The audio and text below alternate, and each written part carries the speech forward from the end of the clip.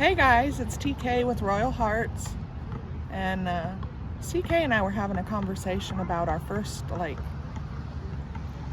interaction with Nintendo, and he was asking me what mine was. It was probably a couple years after the NES came out, but I got a NES for Christmas, and the only game I ever had was the one that came with the NES console, and it was Super Mario and Duck Hunt.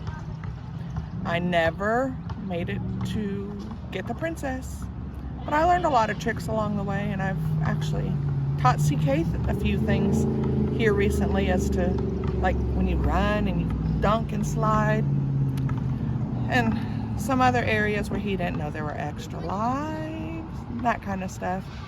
But that still, I guess because that was my first game and that's all I had, really that's one of my very, very favorites. So I like Duck Hunt too, but I wasn't as good at Duck Hunt, but I got pretty good at Super Mario. And unlike some people, I didn't warp worlds all the time. But that was my experience, my first experience that really set me into the Nintendo craze, was the NES system.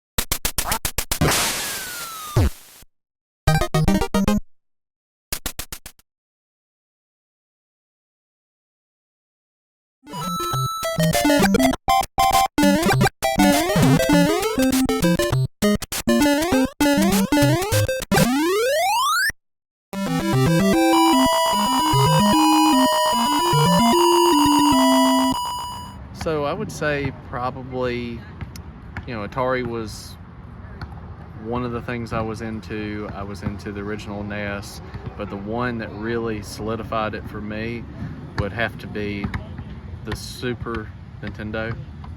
We have kids bouncing around with basketballs over here, but it would be the Super Nintendo, and we would go to see my Aunt Glo in Mount Airy, North Carolina every so often.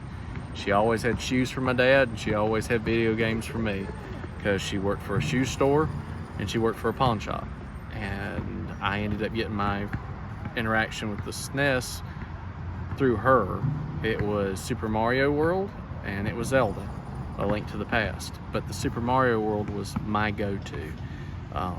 And I still have that. Even though I don't have that SNES and I don't have that original Zelda Link to the Past, I kept that Super Mario World, and that was something that, kind of like with TK, it really homed me hard into loving Nintendo. And that's where I've been ever since, thanks to my great Aunt Glo doing that.